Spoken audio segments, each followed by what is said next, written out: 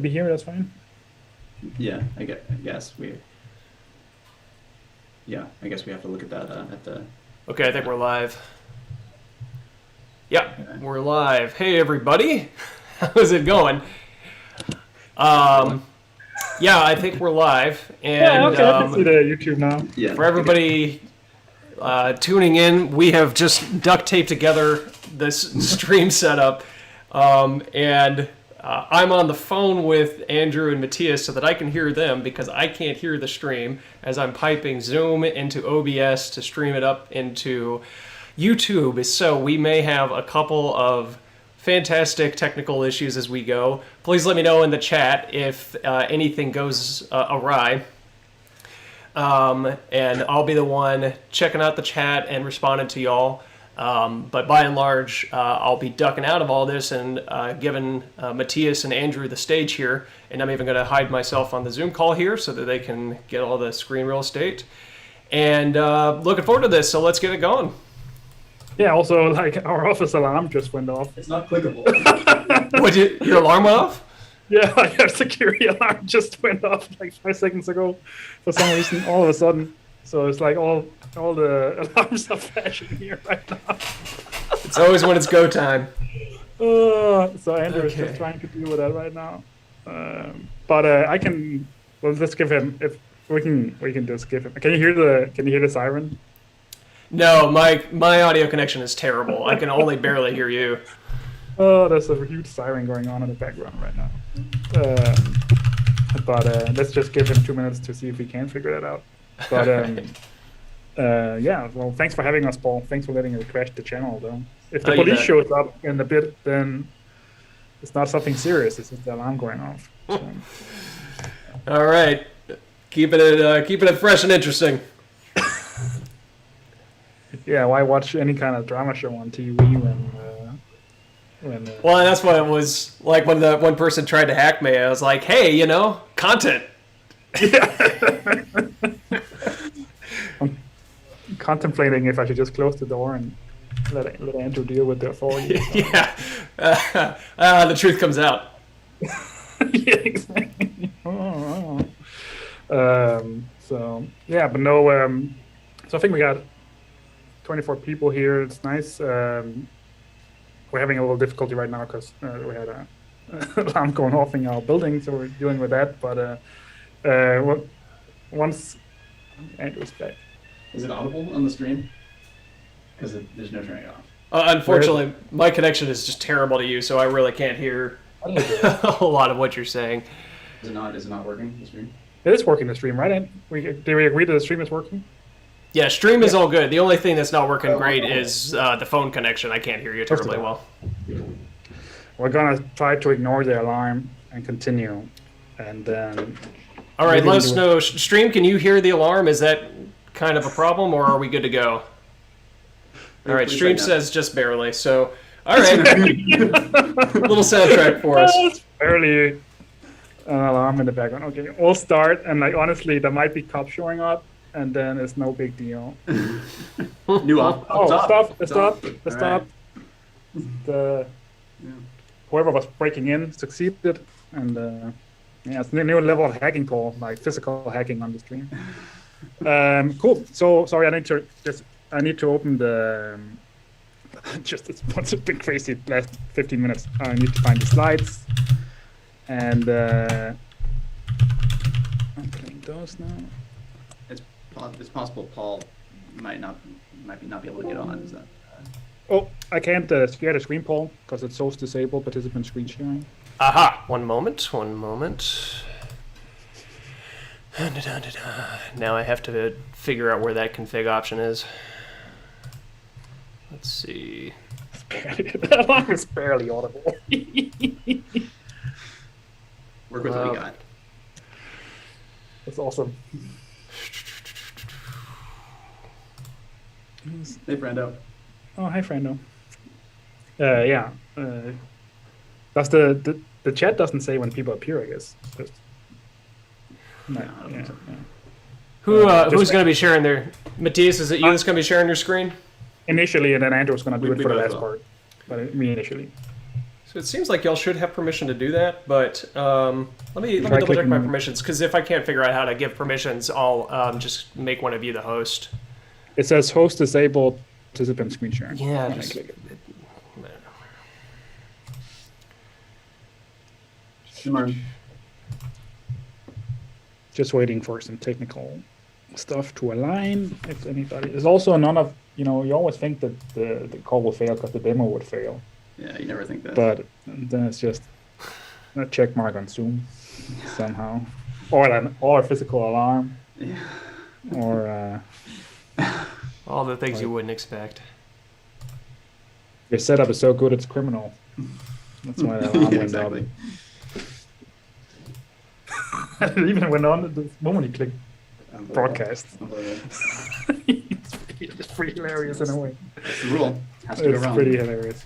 Can you figure it out, Paul? I finally found the setting, and the ability to change it is grayed out. Probably have to pay. Really? Well, I do pay, so I don't know. Maybe I would have had to configure it earlier. I don't know. Oh wait, I clicked. It worked now. It works now. Oh, It great. worked now. Are we business?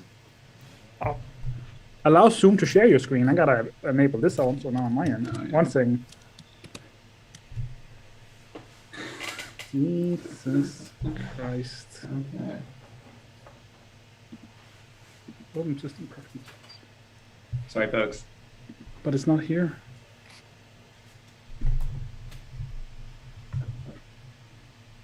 Jeez.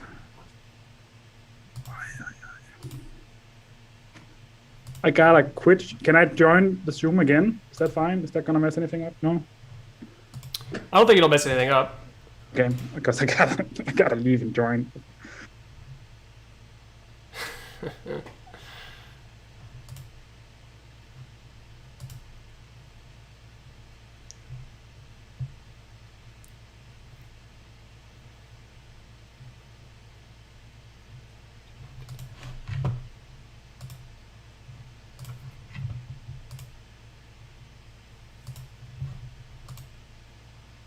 All right, I'm back.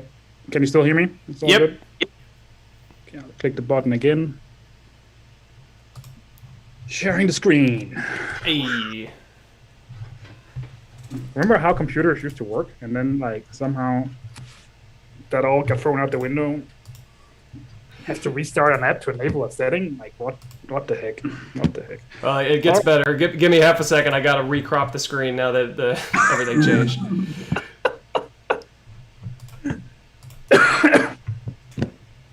I might die by the end of this. Yeah, really. This is something. Yeah. I deleted it. Straight. 7 minutes That's- delayed. This is the most difficulties I've ever had that happened before this first live. Yeah. This is all happening because YouTube has a 24-hour verification time to start streaming on your account. If anybody decides to do a YouTube stream at some point and isn't aware of that. It's even more than 20 because we clicked it more than 24 hours. So No, you don't think we did. oh, No. almost. All right, we're good to go. All right. It looks good on the YouTube. I guess it Okay, is. I can't see it. Well, thanks for joining. We've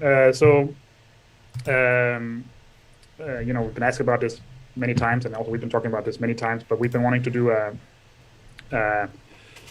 more regular dev update about things that's happening in Hypercore core development of the protocol.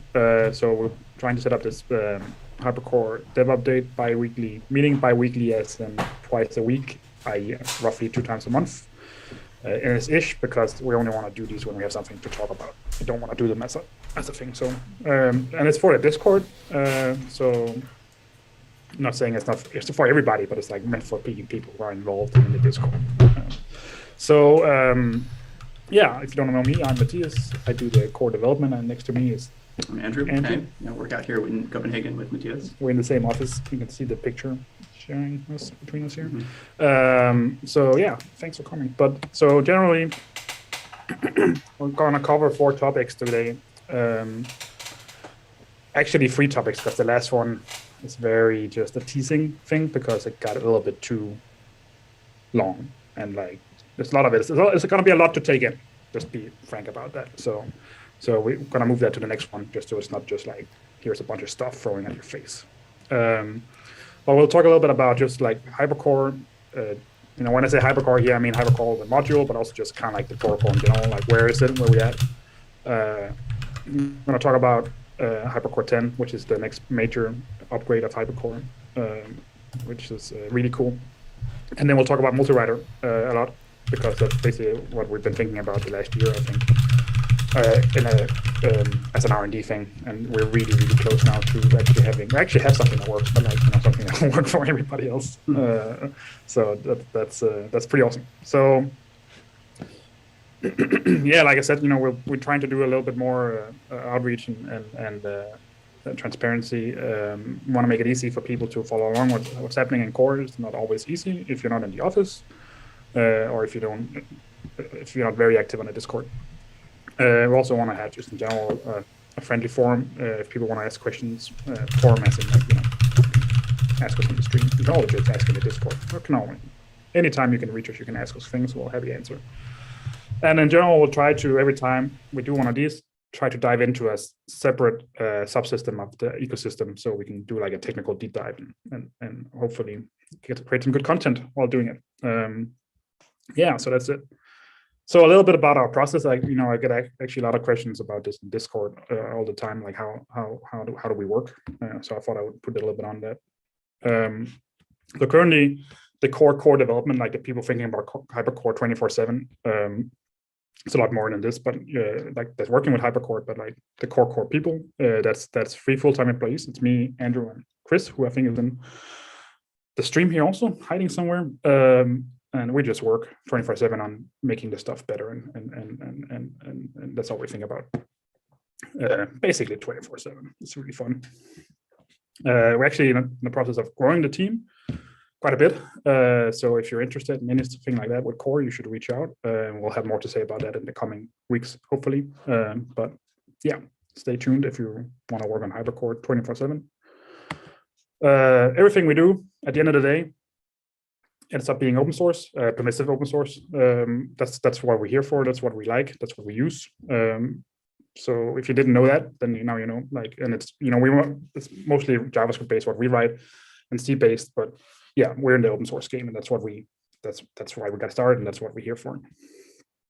During the last few months, we've been iterating really heavily on the core set of things in Hypercore to try to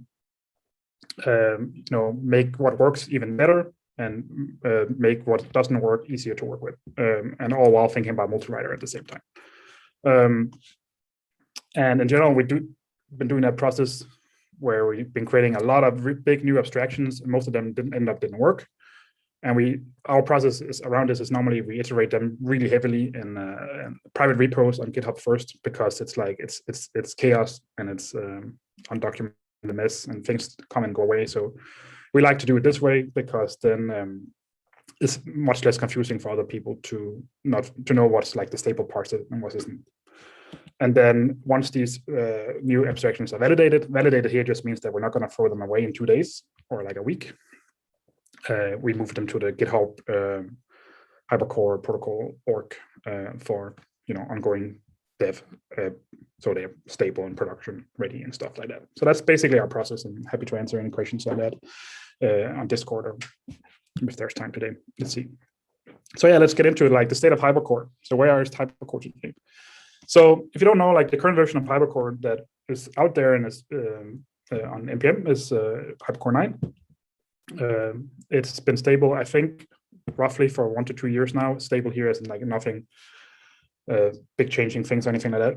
It's actually been deployed pretty heavily in a lot of places, including a lot of projects we did. Also a bunch of commercial projects, i.e. like people somehow building businesses around that and making money or not. So tons of different areas. It's been really exciting to follow along, especially the last year.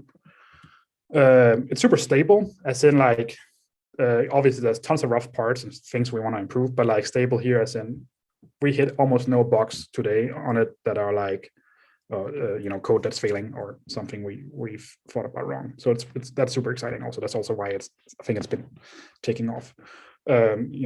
Performance, some places could be better, some places it's insanely good. Like I said, things to improve always, but it's really stable. Also, just in terms of funding, if you didn't know, like, the core team has stable funding in general. We've been doing some consulting in the especially in the past, and we have a stable income. So it's not like we're going away if you're worried about that. So that's also nice for us because we can get paid.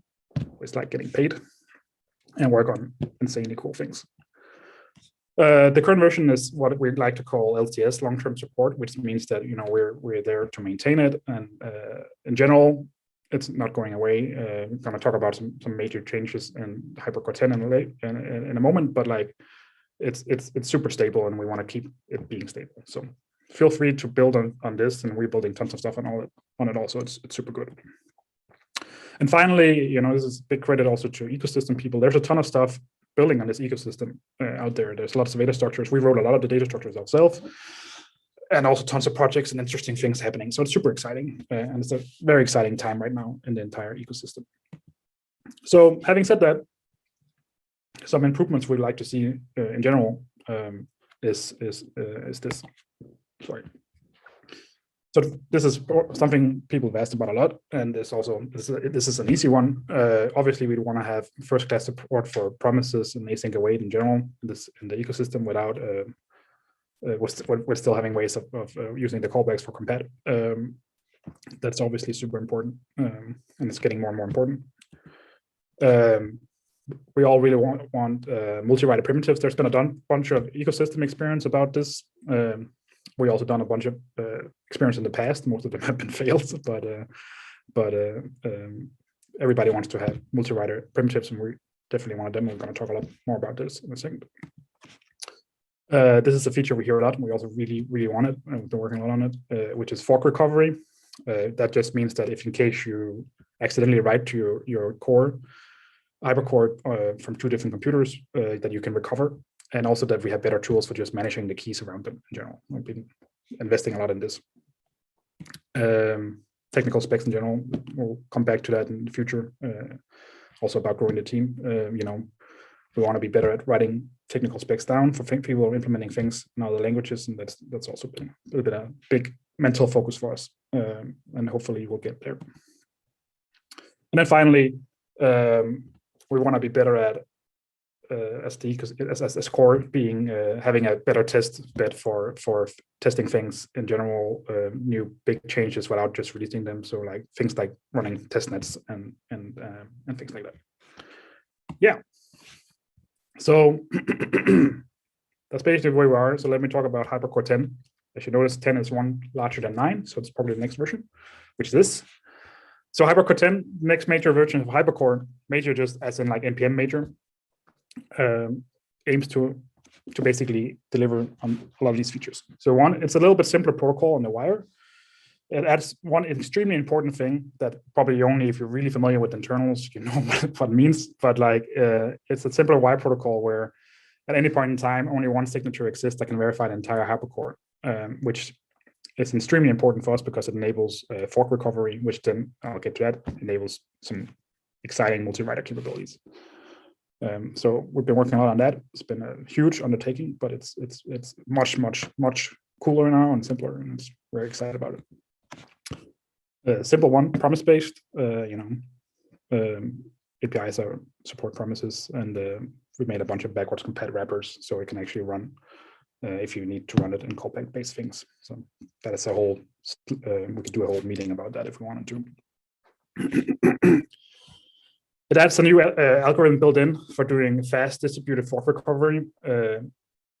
And this is related to the truncation API, and I'll talk about in a second. But basically, this is technobabble for the foundation of multi-writer. We'll talk a lot about that. And finally, almost finally, it's almost the same API as Hypercore 9.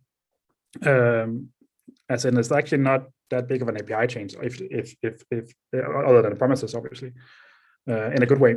But it adds a bunch of really powerful APIs that are incredibly important. And to test this thing out as we deploy it, we're going to be setting up a separate Hyperswarm network so we can do a really long test phase and get all the bugs and make sure that the APIs work and all this stuff. So yeah, should I get a glass of water? I realize now, but hey. So in general, Hypercore 10 has the same core as Hypercore 9. It's the same APIs. When you write, I don't know how many of you write applications with Hypercore itself, but it's the same alphabet. It has it's methods to getting a block out, it's called get. There's methods of appending blocks, it's called append. And there's methods of asking the core to update itself, it's called update. And most of the other good APIs today, like especially all the massively supported ones. We're also kind of trying to acknowledge that, in our view, one of the best features, if not the best feature of Hypercore itself, is sparse mode, which is an opt-in feature right now. And we're changing that default to be opt-out. And we made some protocol changes just on the clients to make sure that peers are very aggressive about gossiping the proofs around feed updates and stuff like that, which helps make that really efficient. So that's really cool. It has a new API called Truncate, which is incredibly powerful. We'll get to that. Which is an API where you can tell the Hypercore to truncate itself down to a previous length. And then internally, it'll do that in place and create what we call a new fork. And fork here is just a small vector clock that says I'm a new fork. So the first fork is 1, the next fork is 2, next fork is 3, etc., etc. Only the writer can do this.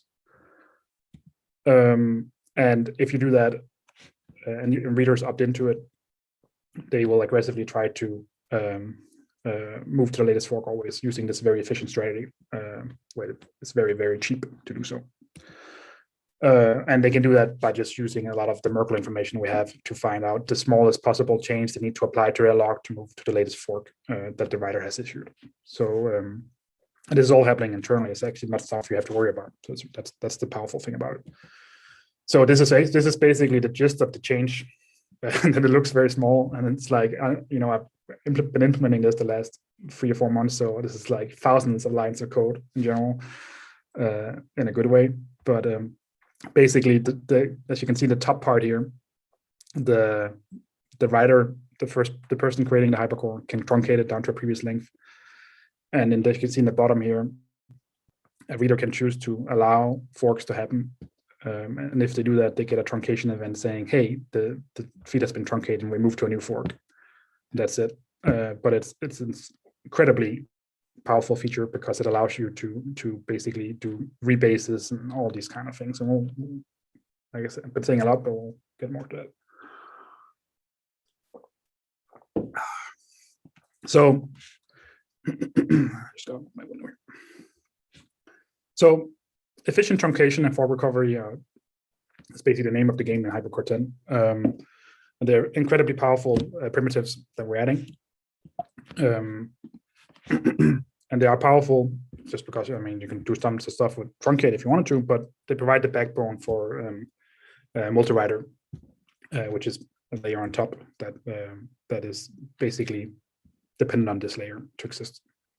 There's tons of other really good side features in 10 that are not just like cool new APIs and tweaks of all APIs. And we have tons of content to go through in future streams, but today we'll just talk about this part. That leads me to the next section, which is the Multiwriter section. Using this algorithm, we have named Autobase. So we've done a lot of Multiwriter experiments in the past.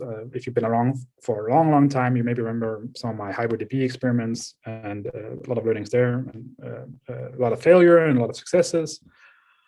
But if anything, it's allowed us to write down a series of requirements on what is a good Multiwriter experience for us.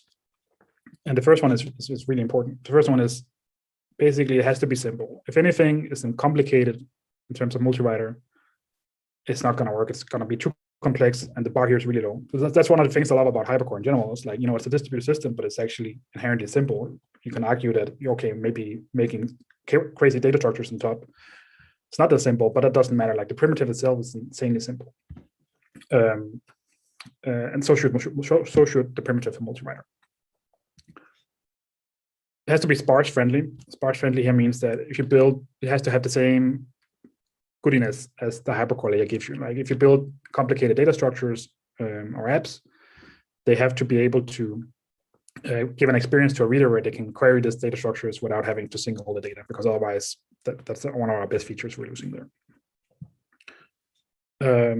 Pluggable trust. This just means that it's really important that this multiwriter layer don't assume anything about trust, because all the trust at the end of the day, the user building the system knows about that. So multiwriter shouldn't make any assumptions that there is like a voting system or anything like that for adding writers. It's just be like, well, there's a plug, the user can figure that out, and multiwriter just handles the actual data, the data structures, the data layer. Should be pretty low level. Low level here means low level as in like Hypercore. Multiwriter is less interesting if it's like a multiwriter key value store. That just should be something you should be able to build on top of a multiwriter layer in general. We want to have a low level primitive so it can live really low in the stack, so you can build all kinds of different multiwriter data structures on top without having to worry about it. And finally, this is a little bit more technical, but like any kind of multi-layer abstraction should converge towards the same deterministic view of the network, which means that if all the data has been synced and the current state, we should all have the same idea of what the system looks like. So that just makes everything very, very easy to work with. And it actually turns out there's like a very simple solution that gives us all these requirements that's been staring us in the face. And I think it's one of the first things me and Andrew talked about when we first met, like many years ago. And it's just been quite a journey to get there. But the simplest solution to all these requirements is basically using a series of hypercores that are all causally ordered with each other and encapsulating that in a really easy to use and cool abstraction. So what do I mean by that? I've probably talked about this a ton in the past in different streams, but it's always good to talk about it again. So if you have two cores here, this would be the writers in our multi-writer system, core A and core B.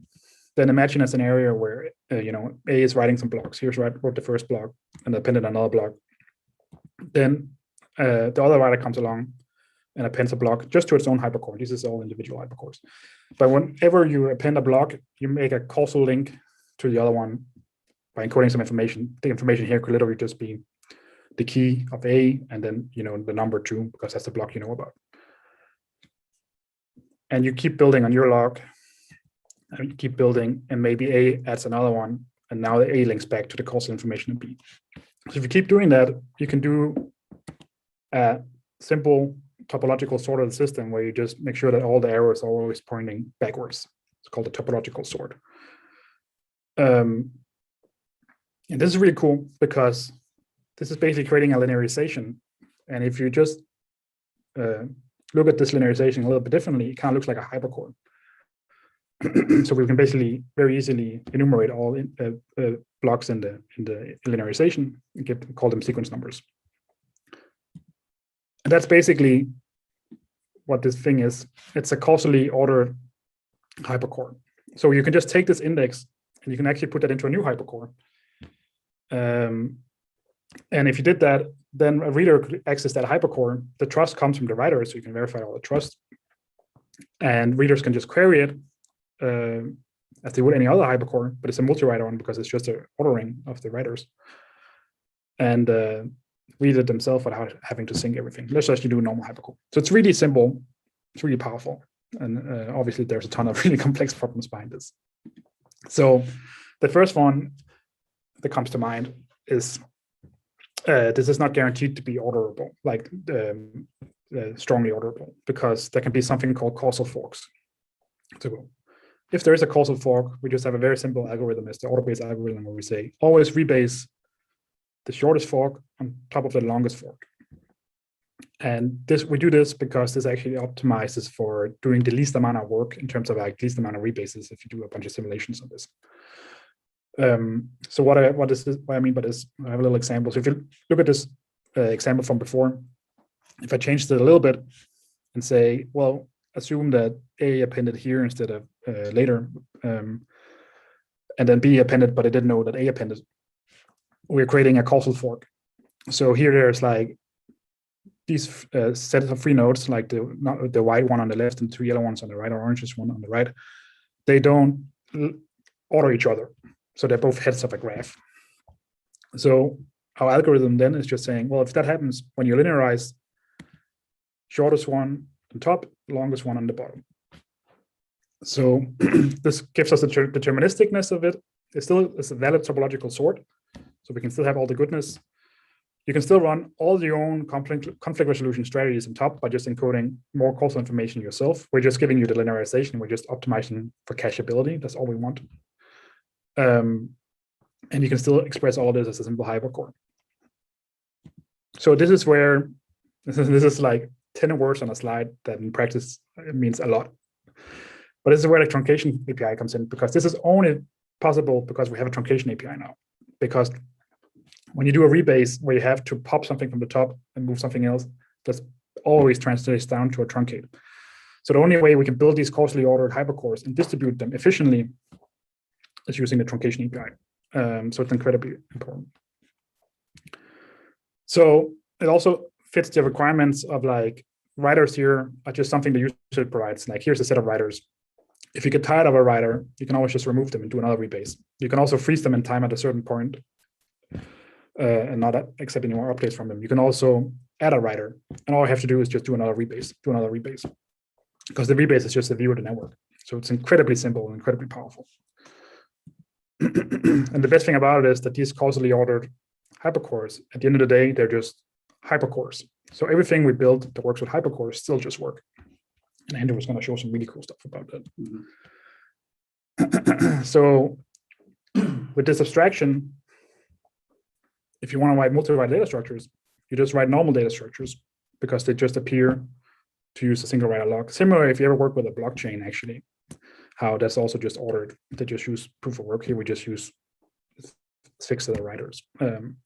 So incredibly simple. If you're used to writing these single writer applications, it's just batteries included in that way. And we're encapsulating all this logic with a module called Autobase, which, as the name tries to suggest, does automatic rebasing for you. So what Autobase does is encapsulates all this stuff I just talked about, the auto rebasing, the truncation, and just exposes a hypercore to you, so you can just go around with your business in a hook that says, now I did a rebase, so you probably want to do some stuff. And Andrew will now do a demo of that. I will, but first there's a question from Martin. Is the sort pluggable?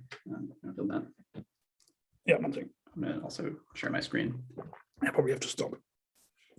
If the sort is pluggable, no, the sort is not pluggable. It could be. It's not pluggable in Autobase because the sort is not important. The sort here, it just optimizes for cacheability, and this is the best way we have. This is the best general thing for doing that. Nothing saying you couldn't do a different way, but it's not super important. If you wanted to, because I guess again at the end of the day, this is just about distributing the code. And if you wanted to add your own causal rules about conflicts, for example, normally what you would do is actually encode that on top in a very simple way. I think, and you have an example. It's going to be in the demo, yeah. So I'll go into some more detail. So this is just about optimizing distribution. So it's not, from our point of view, or like from the multiwriter point of view, not incredibly important that it's pluggable, but it could be. Matthias, can you open the YouTube chat just in case anybody asks questions when I'm doing this? So Matthias kind of introduced the whole conceptual model behind Multiwriter, and so I just want to kind of show you how you can use our current implementation of it, which is in this Autobase module that we just mentioned. So the way I've structured this, they're kind of going to be like 3 little demonstrations, each one building on the last. First, I want to show you, what you can do, how you can get out a stream of nodes from a set of writers that are topologically sorted, like Matthias mentioned. And then from there, what we're going to do is we're going to dump that stream into one of these rebased indexes, one of these indexes that are just hypercores that are being truncated and added to over time that you can then share and do all sorts of cool stuff with. And one of those cool things is use our higher level data structures like Hyperbeat. And so the last demo I want to show is just how you can package this up and make a really simple multi-writer Hyperbeat in a very small number, very few lines of code. I think it's like 20 or 30. So first, just to show you how to use just the general setup of how you get started using Autobase and some of the early things you might want to do. So an Autobase is a stateless thing. You basically construct this Autobase and you just pass in a bunch of writers, and these writers are just standard hypercores. And it it's very simple. You can swap these in and out if you want. But we try to design this top level interface to kind of be stateless and easy to use. From here, you can start appending to those hypercores. And you have to do that through the autobase, because the autobase is going to encode whatever you write. It's going to wrap it in a node that contains the vector clocks, or the causal information, so that you can get the topological sort out later. So in this example, we're just going to take 2 writers, and we're going to append a couple of blocks to each, or we're going to append 2 to the first and 1 to the last, but we're not going to link them together in any way. So these are 2 totally independent forks. So basically, so what this is going to mean is that when we get the causal stream out, and the causal stream here is pretty much, it's really just an async iterator. It's just another stream. We can run this, and you can see that since A is on a longer fork, it's going to be yielded last in the topological sort. That's the property that we talked about before. Longer forks are always going to appear last inside of this causal stream. So from this, we can then continue adding some entries to A. So if we keep adding entries to A, it's going to continue being the longest fork. And we'll see here that if we do that, that A just continues to grow, but B's fork is always going to be the latest one. It's always going to be the first one yielded by this topologically sorted stream. So the idea is that, yeah, that's how it works for these independent forks. Andrew, can I interrupt with a question real quick? Yeah, go for it. So on this ordering, I want a little clarification on what you mean by first and last. In the output of that console, you have latest and then earliest on the right. Yeah, definitely. So the idea is that these are nodes. So there is no real ordering between the nodes here, because they're independent forks, except for all the nodes that B is appending are causally linked to the previous, and all the one that A is appending are causally linked to A's previous one before it. So the idea here is that this is just the topological sorting of those nodes. When I say latest, it's going to be the first value that's returned by this topological sort is going to be B, and then all the A values are going to come after that. So by latest, you're sort of implying the most recent write, so to speak. Well, most recent in terms like that the causal information dictates, because it's not like time here is vector time. So it's not like it's like a timestamp or anything like that. It's just like, this is a sound sorting of the data based on the causal information Andrew has given it. So it's saying this is a linearization where we're not breaking any of those arrows. All the arrows point backwards, which is the important thing. Right. Yeah, exactly. These nodes here basically represent the causal information between them. And the whole sorting algorithm that I mentioned before that Andrew is showing here is just all about giving a continuous stream of causal information to as few rebases over time, but in that deterministic fashion where, Paul, if I'm doing it and you're doing it, we don't have to talk to each other. And if I have we just end up at the same result with as little as work as possible. Yeah, which is a really hard problem in general. So just one last clarifying question. If we were to pretend, as this is sort of pretending like you have one log, so if we were to pretend this was one hypercore, then the B0 value would be the one that comes out at the end of the log, the most recently written entry. Yeah, that's the head. Yeah. So that's because when you do a causally sort, it's much easier. That might even be the only way to do it from newest to oldest, because it's kind of like you follow borrows kind of. And that presents all sorts of complexities when you actually want to generate an index out of this. Tons of that's like that little problem makes it really hard in practice internally. So we solved that for you internally, which is nice. But yeah. Awesome. Yes, DD Pixel. Yeah. So it's reverse order from what we normally do. Yeah, and it might clarify it a tiny bit also. This next piece here, we're gonna, if I extend B's fork a little bit more. So if I just, let's say, so I'm gonna run this example where we've added another 4 nodes to B. So now B is the longer fork than A. We'll see here that now when you regenerate the causal stream, you're now gonna see that A's fork is yielded first and B's fork comes last. So the idea is that we have the stream where the longer independent forks are always going to come after the shorter independent forks. And this is because they're effectively in a conflict state. They haven't merged together their states. Well, you can. We don't like to call this part conflicts because this is just causality. They're just saying they're not related, because forks come in when you build things on top. When you say, I'm writing, for example, if it was exposing a key value store, then a fork would mean that I'm writing something that's causally pointing, and I would encode that myself to an older node, and I can't respect that link anymore, then it's a fork. similar to how you and I, if we use a Google Doc, we can write at the same time. And causally, that's going to create all kinds of forks. But if we not overlapping the same section, it's fine. Yeah. 1 second, there's a question here. So base A append would really use writer A append because yes, internally it's going to, yeah, but it's gonna wrap it in an auto-based encode, format such that it includes all the causal information so that we can generate these. The very ironic thing with me and Andrew talked about this is that it's actually really hard to show examples with Multiwriter because you have to have multiple writes in the same file. And if we just showed you the same code from the single, from how you actually write it, it's much more simpler because then you just do write. So that's how it is. What happens if different parts of the causal stream are unavailable offline for someone's perspective? Yeah, that's a good question. This is something we struggle a lot with in Hyper DB, and it's the same. We have the same problem here in terms of as similar. It's just bubbles up as a Hypercore problem in general. What if you make this index and then an index box is unavailable? It's the same thing. But by doing this linearization, A, we make it much easier to actually figure it out. And 2, if you had let's say you had a situation where that happened and you added a troll by accident and they came on and added a bunch of stuff. That's where the independent set of writers come in, because you can always just very easily rebase somebody out of your output. That's what we struggled with a lot in the past because everything got too entangled. So it's the cool thing about this algorithm is that it's incredibly decoupled from itself. So you can always produce new views and produce new rebases.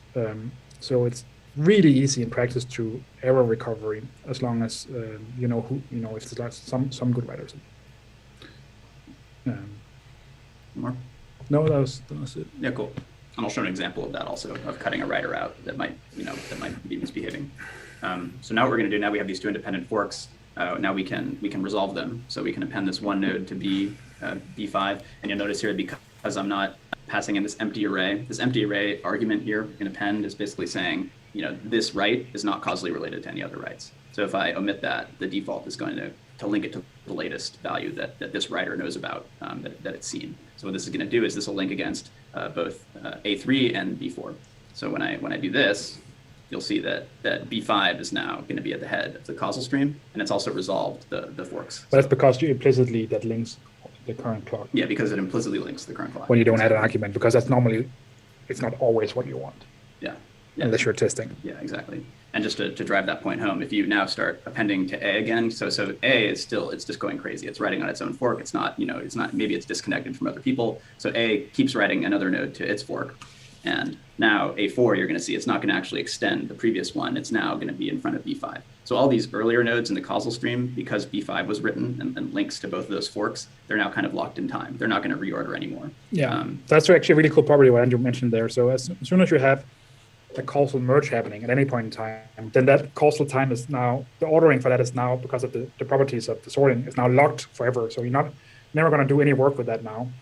It's that's it, unless you added a new writer to the set. I don't know if that guarantee holds them, but that's incredibly powerful. You can always cache optimize this by just having, you can even imagine a peer existing, but the only thing it does is write merges that doesn't mean anything, because it helps the caching just get better and better and better. And for us, this is just a caching problem.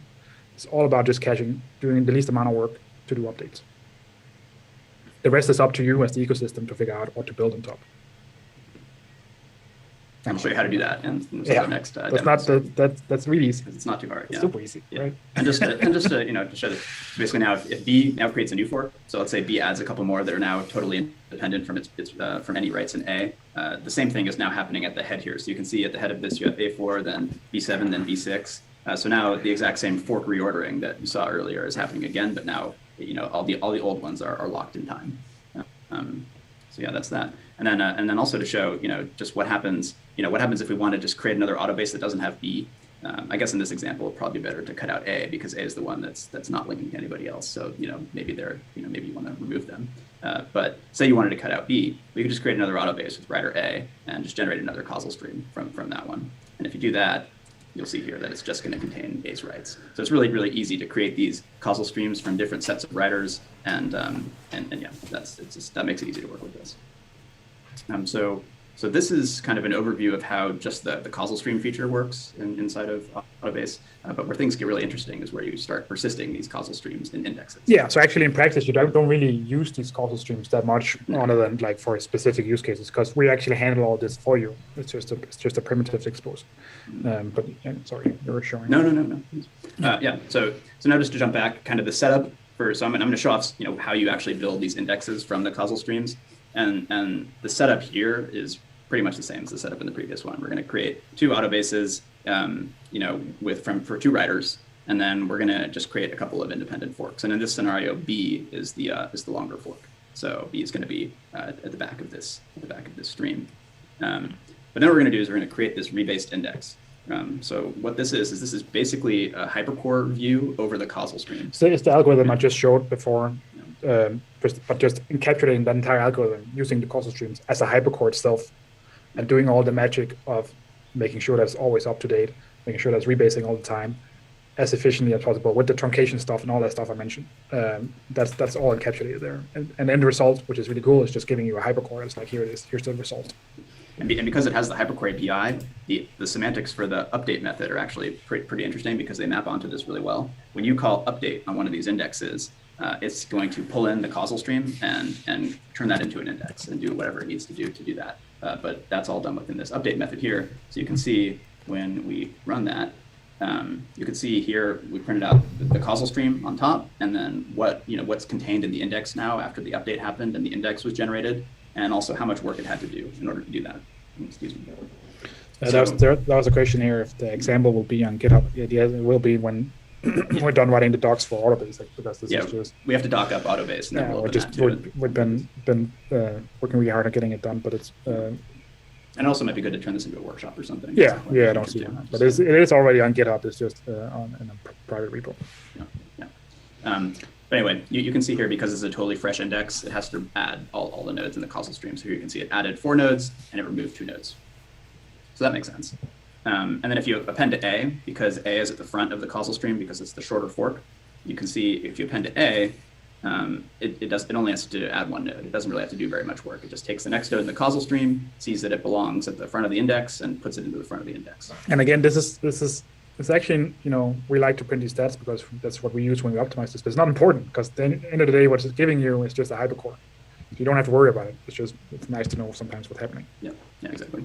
Where it gets really interesting though is when you append 1 to B. So now, so B is the longer fork. So B is in the back. And so what you're gonna have to do when you append to it is you're gonna have to pop off everything from A that was in the index, and that's only possible with the new truncation API. Because that's where now you're triggering that thing where it's a causal anomaly where the forks are changing.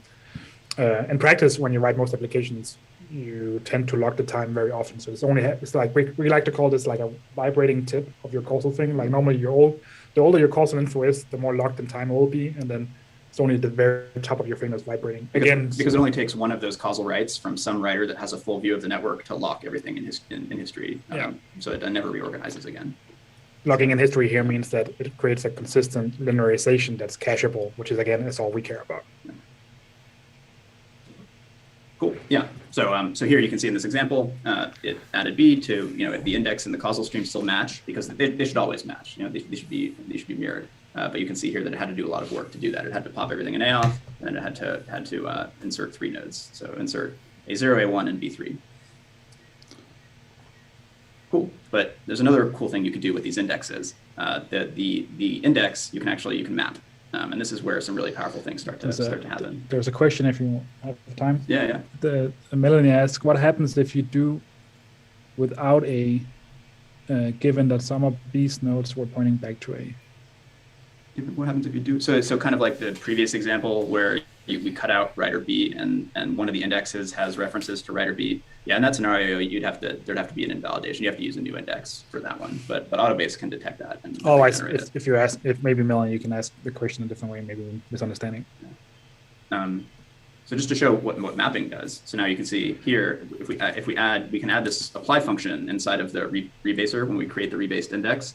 And this is going to give you a batch. So this is a batch of nodes that was written into the causal stream. And we're not going to talk too much about batching here, but basically both the indexes and the inputs when you write to an Autobase, they support batching. So you can group writes together. So basically what that hook gives you, this is the core thing it gives you. It's just saying, this is the system's way of telling you, I have a Hypercore, I did a rebase.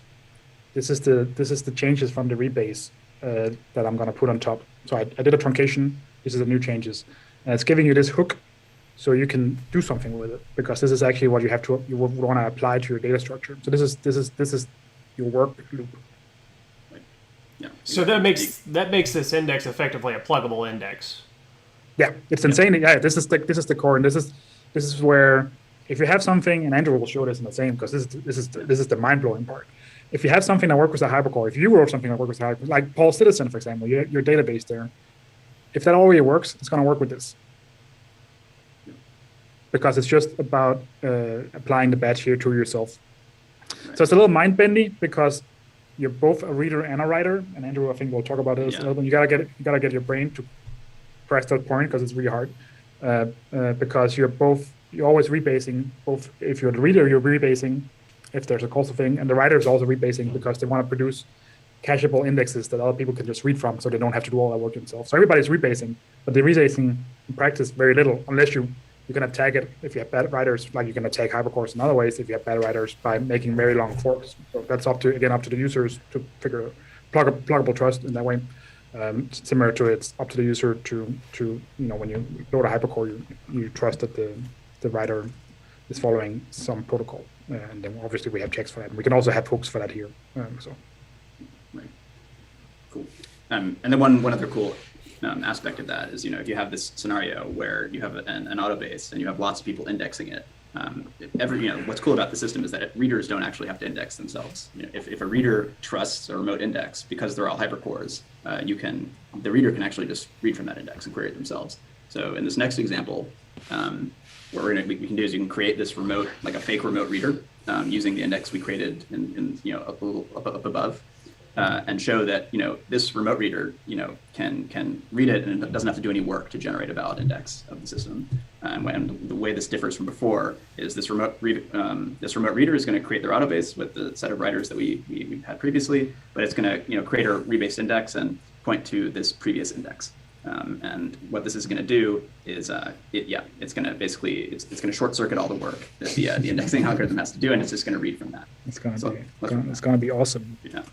So here you can see it's as expected. It reads from that index. It sees the index is up to date based on what it does, what it sees, and it can just use that. And what's cool about this is it's not totally trusting the remote index in the sense that it's actually running it's creating the causal stream itself based on so it's reading from the writers, but then it can verify based on what it sees in its own causal stream that this remote index is actually correct, and that it can actually just use the data from that. So if you have a network where you have dozens of these indexes that are being eagerly updated by everybody writing the network, then readers can really benefit from that and just use all the great things about sparse data structures that work with everything. So that's really important for performance. Yeah. This is where the really cool thing here is that you can build these multi-writer things, and actually you can have tons of writers, because the indexes is what kind of like collapses everything for you. And then you can just have a couple indexes, and even you can have the writers be indexers. That's what we normally do in our examples. And then readers have to do extremely little work, even though they're querying decentralized, multi-writable log. But another cool element of this also is, like, say a reader wants to use a remote index that's not quite up to date. So the indexer's been offline for a couple minutes or something, and the reader has a more recent view of the network than that indexer has. Then when the reader is running their own, creating their causal stream, they can actually just replay the last few bits of the index in memory. So it can create this in-memory view over that remote index. Which the code does today. It all is. So that's. But you don't have to worry about that. You just have to worry about the apply loop. That's all you have to worry about. That's the cool thing. Yeah, and to show how powerful the apply loop is, let's jump into the next one, which is building an actual KV store on top of this multi-writer KV store using Hyper-V. No tricks up your sleeve. Yeah, so in this one, I'm not going to really be stepping through much. I'm just going to kind of drop the code on the screen, and the point is more to show that it's really, really small. So here on the left, we have this simple AutoB and it just takes an autobase as a constructor, kind of like a Hyper-V would take a Hypercore as a constructor.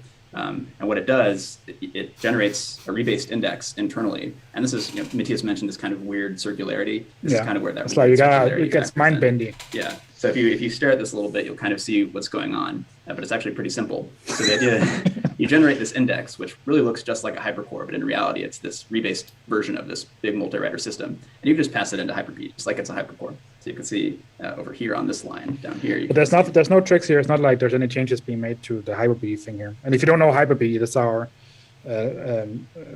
year-old B tree on Hypercore that just assumes a single writer Hypercore and does some really cool stuff with making that work in a append-only fashion. Yeah, exactly. But that's like a tons of work, and it hasn't been changed at all to fit in this multi-writer paradigm. So, right. So the pattern here actually, if you're familiar with Kappa, the whole Kappa model, the event sourcing model, it's very similar to that. So what append is going to, what put is going to do when you put a new KV entry in, it's just going to dump this operation into the input log. And so all these writers are dumping operations into their input. And you can format them as you want. Like there's no, it's just binary values. You can see Andrew just uses a JSON thing. You could use whatever you want. That's like, doesn't matter. Yeah. Exactly. But that appends Andrew's value here. And then it depends also, obviously, the causal information that's important. Yeah, exactly. That append will behind the scenes. Yeah, that's an important part. So you just have to append the value you're interested in, and the causal information will be attached for you. And then to use it, which is this window here on the right, it's pretty much just this. If you can, if you go one second, just want to mention that if you look at your code, I think an important thing is like notice how all the mutations are running just your appending operations, and all the reads.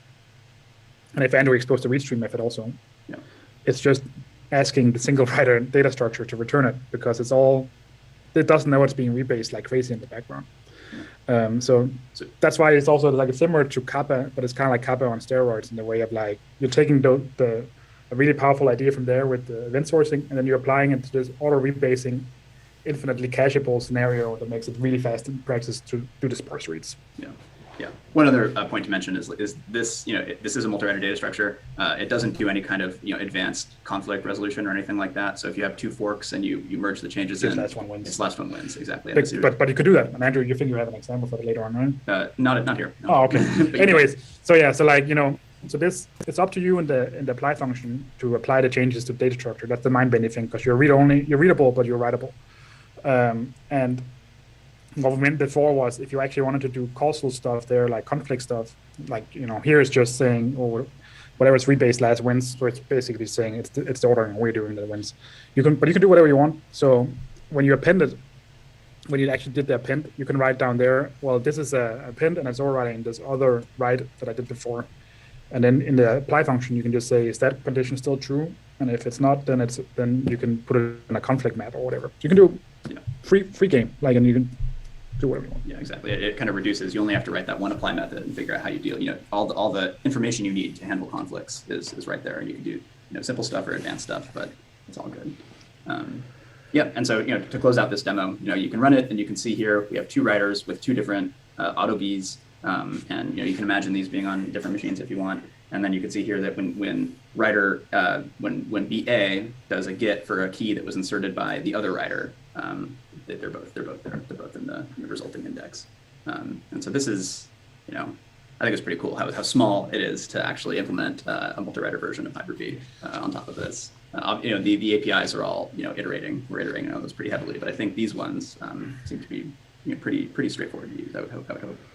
And the reason this works, just in case somebody's wondering, is that the index that Andrew is producing with the greatest index method, that's great, just creating a hypercore, like we mentioned, for all sake and purposes. But that hypercore internally, when somebody calls update on it, it triggers the update because update in hypercore terms is a signal to the system saying, hey, update to the latest state so I can do my stuff. I can do my gets after. So we're using that fact to just use that as a signal for, hey, do any rebases you want to do. And that's the cool part, because then whenever somebody calls update, which is very normally what you do when you write data structures, we just make sure, the system is up to date using the rebases, and then everything just works magically using those apply. So this apply method actually gets called whenever you call update if there's something to do. And that creates some circular funkiness, which is why we're disabling update up there in like Yeah, 2022. there's some nuance to it. So it's not perfect, but it's 99% there. We're extremely excited about it. Also, not pictured here is like the batch you get in, which is like again like changes that you should apply. The next batch of changes you should apply. Andrew here is just fishing out the values and applying them, but they also contain a ton of causal information. Yeah. Like who wrote it, what was the clock at the time they wrote it, like the vector clock and all this stuff. So that ton of causal information there you can use to work with. Yeah. I think that's it as far as the code demos go. Don't worry if you don't want to dive into all of this. It'll definitely be on GitHub soon. So I don't know if we mentioned this, but then like if you run this and your index, if you have a writable index, then you're actually persisting this also to the index itself, so other people can query it. So it's very self-referential. Yeah, exactly.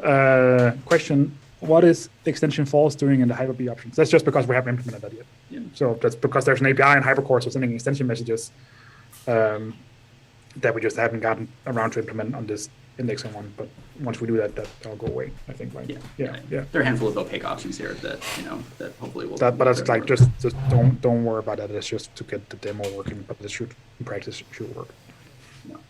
Yeah. And I definitely think we should do some kind of a workshop or something to kind of work through more advanced examples. Mind-bendy things soon. Yeah, this is just kind of like a preview of what. Heard you like circular logic. Exactly. So, yeah, thanks.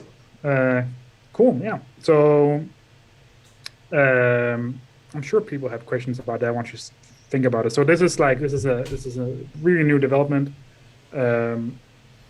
It's very close to being not breaking the moment you run it. So that's at that stage when it is that we'll open it up, because then we know we're not going to mess around with it, because actually this has been at the stage where we did this API this week, I think. Yeah. Because we now finally found a way where it wasn't insanely hard to write these things. When we open up Autobase, you're not going to want to look through the Git history of all the different iterations that we went through. You just squash it. Yeah. So do y'all have more to your talk, or is it a good time for Q&A? I just have a final thing, and then we do the Q&A, because my last slide actually says Q&A. So it's kind of like seems like we talked before with Paul. Then all right, I'm gonna take this down, but it'll definitely be up on GitHub soon. So. Yeah. And I'll go back to sharing. Okay. Oh, I gotta click the thing here.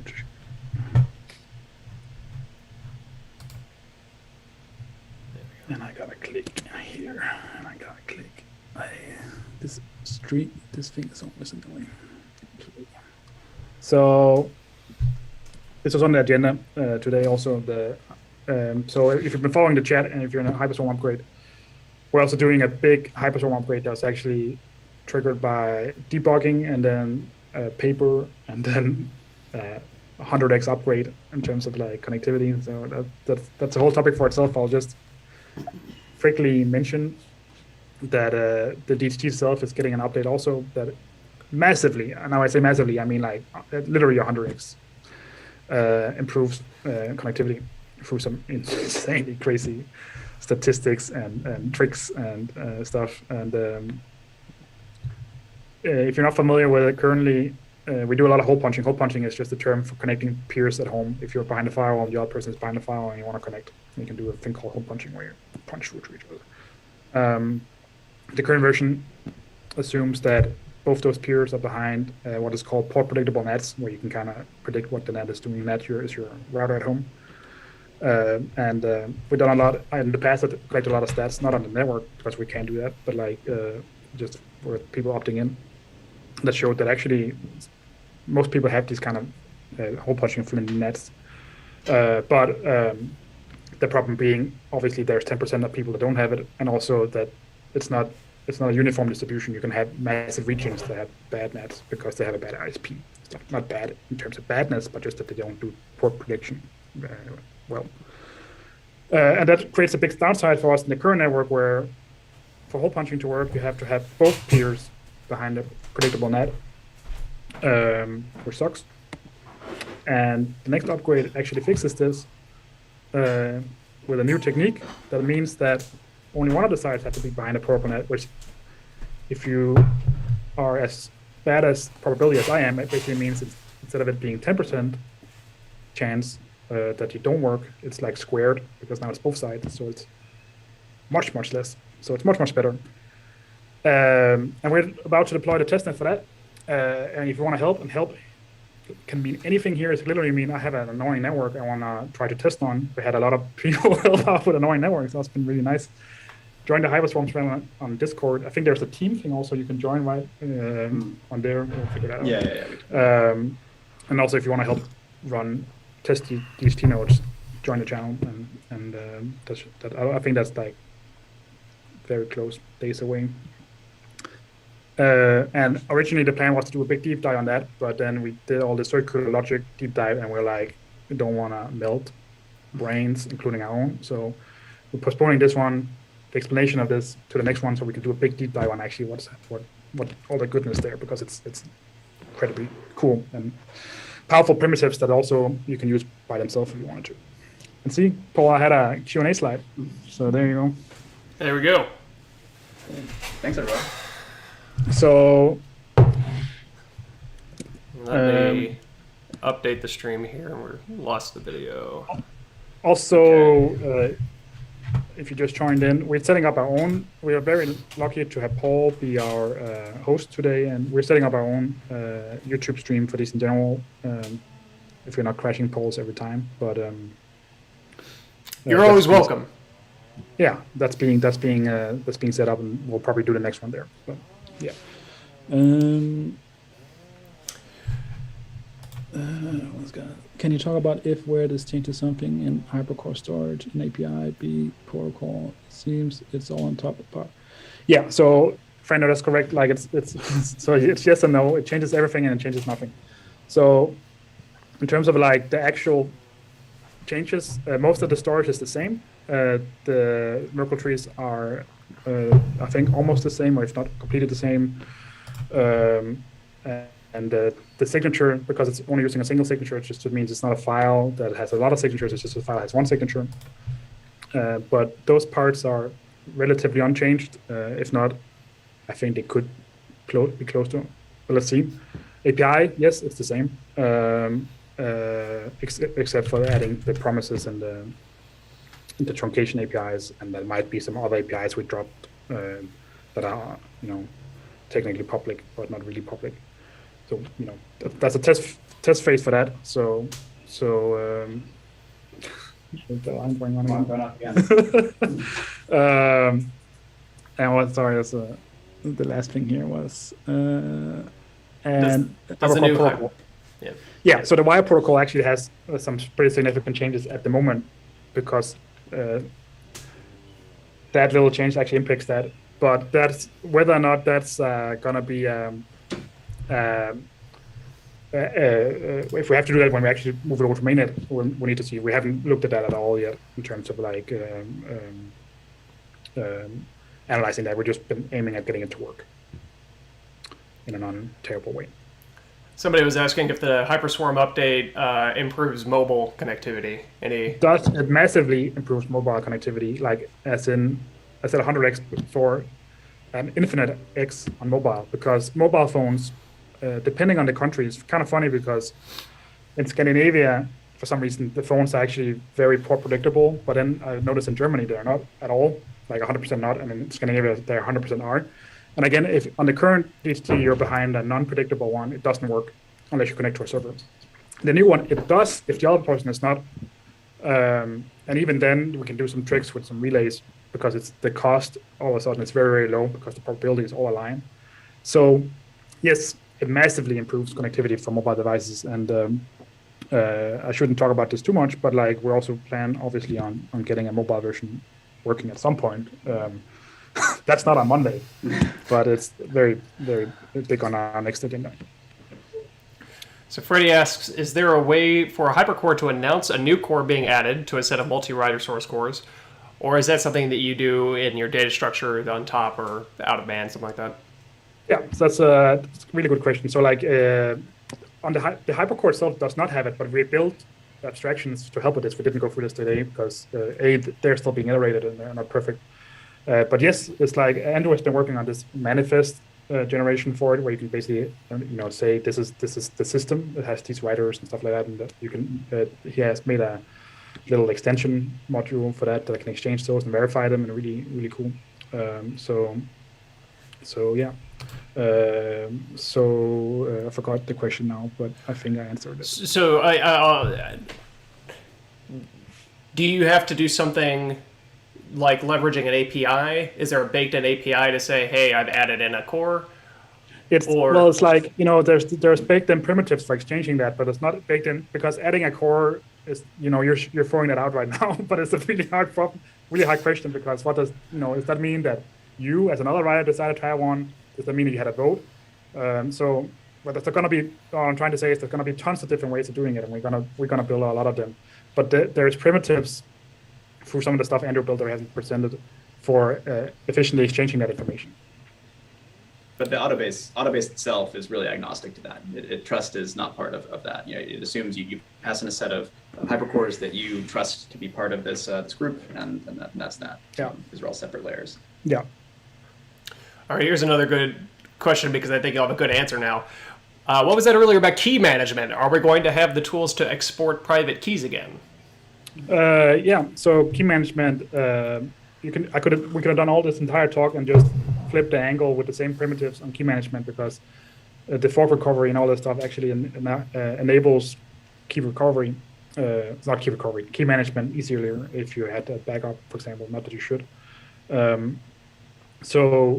Yes, there's primitives in there, and we've been actually working on some tools for it also, but they're not ready yet. It's going to be easier to back up your things. It's going to be much easier to bootstrap from a single secret and stuff like that, and also hopefully from known key devices such as YubiKeys and stuff like that. Yeah, one of the reasons the key export in the software I've written hasn't been available is specifically because the truncate function hasn't been available up until now. Yeah, it's like you could totally just key export today, and then when you actually try to recover, it would not work. So yeah, yeah, exactly. Huge unlock. All right, next question. Martin is asking, with any breaking changes around the DHT and Hypercore, will it use new bootstrap nodes? Is there anything resolved about that? I don't think it will. Like for the testnet, we'll use new bootstrap because that's the whole point of the testnet. But the two protocols can interrupt on the same one, so it shouldn't be an issue. Somebody's for testnet, asking. Obviously, we'll set up like free testnet bootstrap ones that you can. And testnet here just means, because obviously Hypercore is not a global network, so testnet, it's not like a cryptocurrency testnet, but it's just more like no guarantees about anything testnet. Like it might break, it might not break. It's just more for if you want to run experiments. We had one person asking if you have any other examples than Beaker and Citizen of commercial applications using the technology. Like we did some stuff for cryptocurrency chains on Bitfinex called Bitfinex Terminal that uses it, or that we helped advise on. That's what I know, and then there's a couple others I can't remember all right now. But yeah, there's stuff in the space. And I know if we're talking about commercial things, I know Aura is another one, Aura blocks. Yeah, I mean, it's probably not hundreds, but who knows? It's also hard commercial because people tend not to tell you. Now we have a question. Is there an ETA on when Hypercore 10 will be available? Yeah, available depends on how we define available. Not how we define it, but it will be available relatively soon. I think. Hopefully, we'll open up the repo a couple of weeks, something. Yeah, like that. yeah. But that doesn't on a testnet, yeah. Because it works, but you shouldn't use it for anything serious at all at the moment, because it's like it might lose all your data. So, like I said, it's going back to the thing I talked about in the beginning, where we're very confident now that it's not gonna API-wise and experience-wise, it's not gonna change massively. So that's our goal for not confusing people. So yeah, and we need to figure out, because it's actually surprisingly hard to have a branch stuff. So we might just make a new repo for it on the org called Hypercore 10 or something. We need to figure that out. But yeah, so in the coming weeks, but like no warranty implied, and don't put your current cryptocurrency into it, and like it might break all your data, but it's and like don't open issues because we'll just say read me saying it didn't work. But that's the journey, and then at some point it'll be super stable, and it's going to be awesome. Okay, another question. A little about the truncation part. What does it actually do on the wire and the storage? Mm-hmm. Yeah, it doesn't do much. So truncation, what it does is first of all, so there's only one signature. So this Frando asking that I can see now, and Frando probably knows a lot about the wire stuff because he implemented a lot of this in Rust. So in the 10, I don't know if you missed that, Frando, initially, but there's only one signature available for the entire core signing. So it's always just signing the latest tree, and you can have these signatures in between. It's always just the latest one that's verifying the entire thing. So what a truncation actually does is it says, hey, look at the Merkle state. Truncate down. So that just means like, find the previous roots of the Merkle tree that is like reflects that length. Look at those, take out those lengths, sign a new proof. In the proof now we have a fork clock. It's just a number that goes up, that's monotone, saying this is the fork ID, but it can only go up. At least like Pierce tried to convert you on the latest one, and obviously it's only the writer that can sign this because it's part of the proof. So it signs the new fork, and then it technically truncates the storage because it can do that now. It's like that's very cheap. And I don't even know if it truncates this data. I don't think it does because it doesn't need to, but it obviously could. And that's it. And then it gossips to the network saying there's a new proof available, and then peers, if they opt in, will get it. And the opt-in part of forking is because forking has some. If you allow forking, you trust the writer more. You trust that the writer is not going to just truncate all the data out. So that's why your reader has to opt in, because it's giving a little bit more trust to the writer. So, for example, in the Multiwriter examples Andrew showed earlier, in Autobase doesn't allow the writer logs at the moment, the incoming writer logs to fork, at least not per default, but it allows the index to fork, because that's just a projection of the writers. So yeah. Would be a cool future version, though. Oh yeah, I mean it's literally just a flag also. Yeah. So it doesn't do much. It does very little, but but then on the wire, a lot of things happens when if you get a fork. Sorry, if you get an indication that there's a fork, what you will do as a peer is you'll first verify that fork is signed, and then you'll do this fork recovery algorithm. And fork recovery here just means that you do this kind of distributed bisect to find out how much of your fork is including in the new fork, which is in general really fast. And then you move to that as soon as you know the minimum diff, and that just means that you truncate yourself and start downloading new data. Yeah, nobody understood any of what I just said, but it's pretty good. We have it for posterity. Yeah. So Martin is asking how will Beaker handle the Hypercore and DHT update? I don't know the details yet. Obviously, there's still a lot being ironed out, but I think generally what you're asking is whether or not backwards compatibility is going to be maintained, and I don't think there's any reason to say no at this stage that it won't be maintained. I think we'll be able to accomplish that. So. Yeah, in general, I mean, like I said, we haven't even focused on any of that stuff yet, because the first step we're doing is just getting things to work, and then there's going to be a very long process here, no matter what you look at it, and things will exist in parallel. But the really cool thing, no matter how we view this, there's a version 9 Hypercore on disk, no matter what you're doing, and it has enough crypto information to produce a Hypercore 10, no matter what, because it's the same crypto information. So you can always migrate them. There's nothing stopping you from migrating. So I had some questions in the Discord as well. First one, how hard-coded are the Node.js dependencies, things like the buffer API? Could Hypercore 10 be able to use like native JS buffers, so that things like Dino, React Natives, Hermes, QuickJS, things like that would be able to run the code? Any thoughts on that? Yeah, actually a lot, because we've been migrating away from all, as much as we can, from all, because actually buffers and Node, if you don't know, buffers and Node are actually just UNA arrays, which is just JS buffers. And so most of the methods that you would normally use on a buffer, if you're an ancient Node person like I am, and Paul, you also are at this stage, that you normally use, is actually available in the standardized API, and they have the same performance characteristics, etc. So we just been, while implementing this, been using those. Having said that, there is still some dependencies in there, but should be surmountable to do that. Yeah, that's definitely something we want to do also. Okay, next question. Oh, unless you were...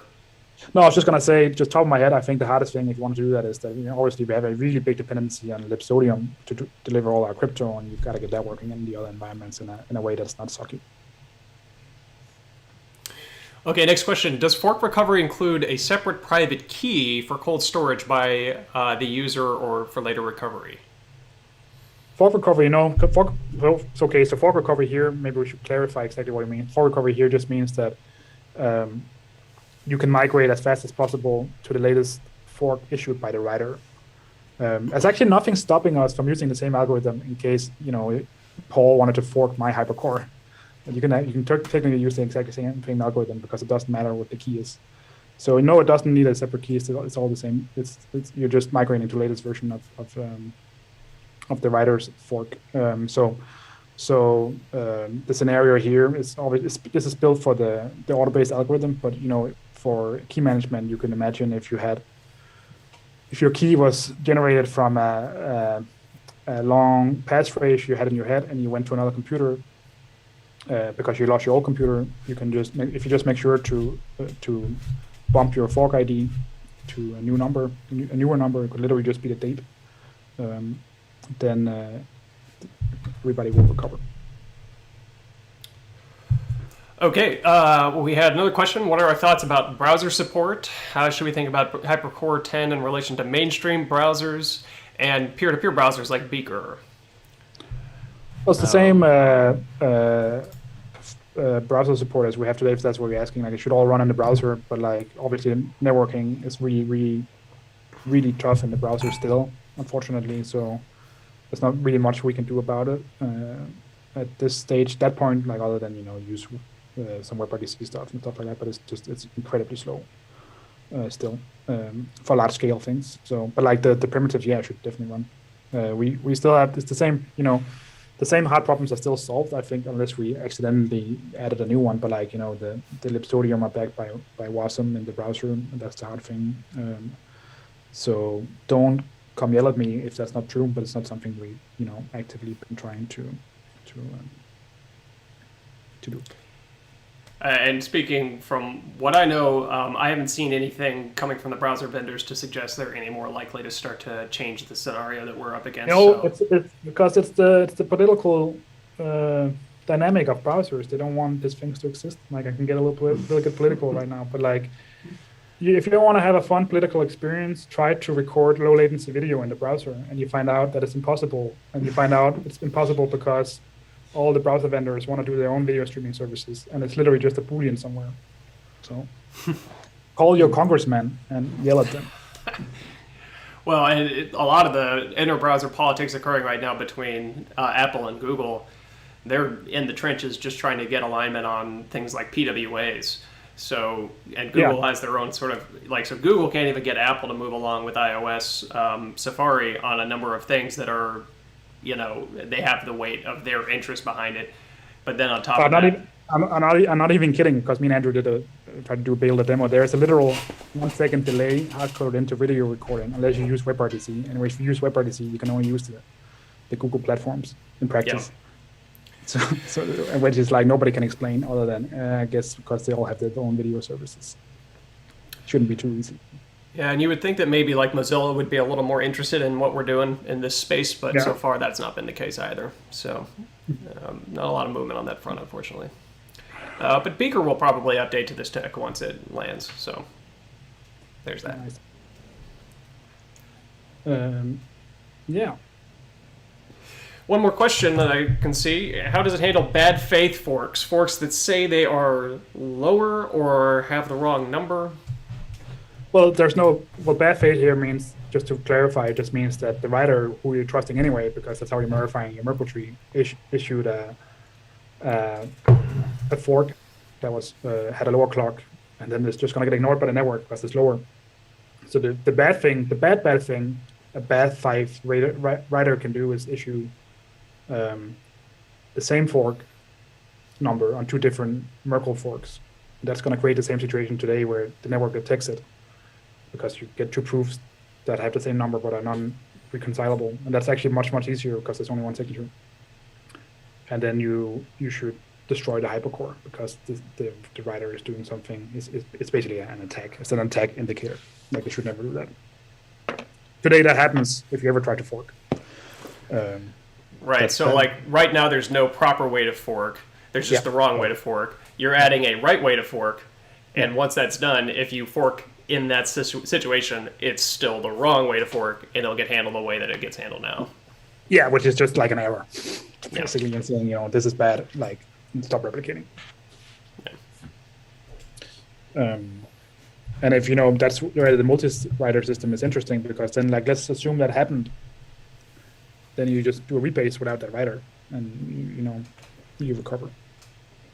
I think we have a couple more questions coming on Discord, or at least people are chatting, but while we're waiting for them, I'll just say that some of this is the first time I'm seeing it, and the Hyper-B example you gave is awesome. That is really cool.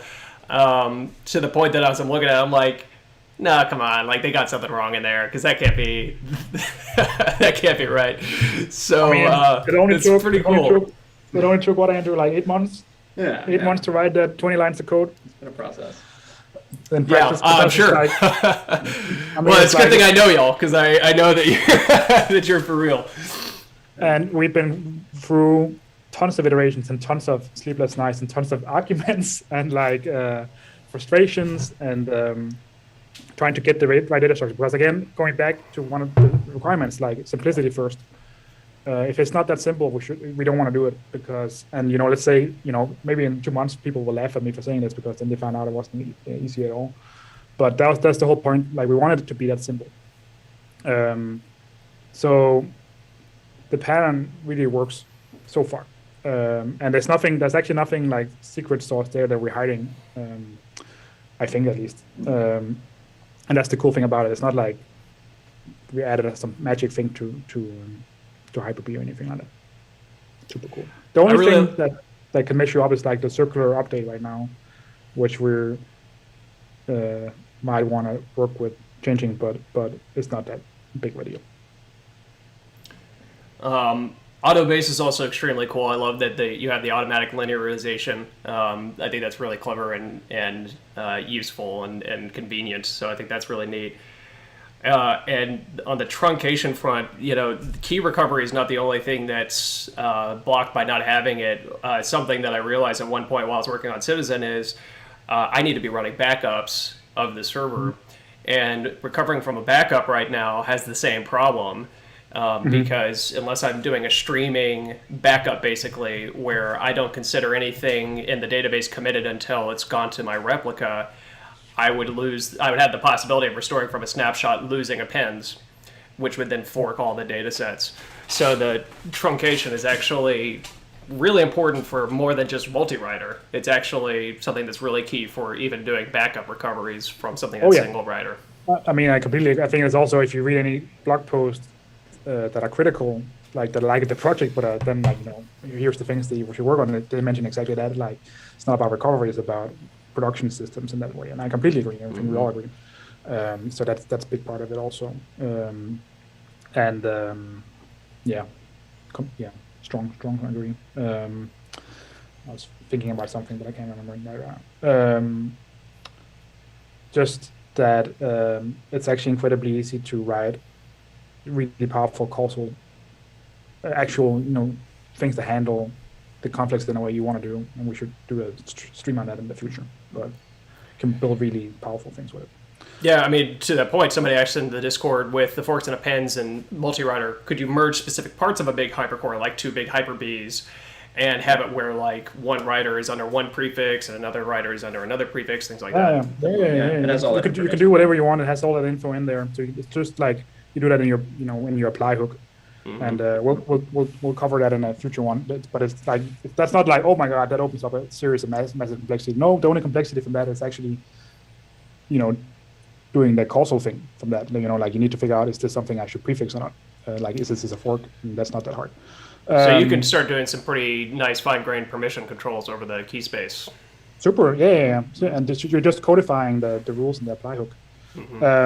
One thing I want to mention now, Paul, was that the truncation API is also really powerful outside just Multiwriter, because imagine a citizen feed, for example, that you wanted to optimize because that has tons of data you're not using anymore. You can just truncate it and rewrite it again. That's handy. Or if you really wanted to get rid of an edit because it's like for some reason you don't want to have the hash in there, even you can also just truncate and move on. Like obviously there's no guarantee that people will remove it, but the network, that's what the network does. So I think we have one more question. And I think this is a good one to end on. So what inspired you to go with this particular solution, and why now? What's some of the backstory? Yeah, that's a really good question. Because it's funny, because me and Andrew talked about this. I'm not even joking, that one of the first times I met Andrew when we started working together, this is the first thing we discussed. I think it was actually Andrew's idea.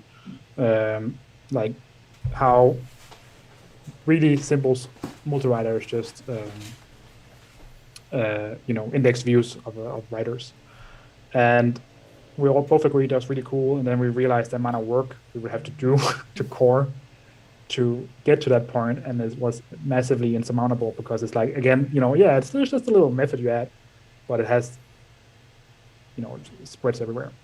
So that's probably some term for this, but it's like this classic cycle of like you look elsewhere and you try to iterate because it's like too much work to do, and then time passes and you realize if you had just done the work, it would have been easier. And that's at least how I personally got convinced that now was the time. And also then in the meantime we had a lot of business alignment and stuff like that allows us to just work on this full time. So that also was a big part of it, and actually focus on it.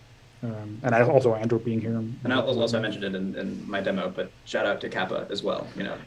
Like the general idea of event sourcing patterns for building up these kinds of indexes of cores.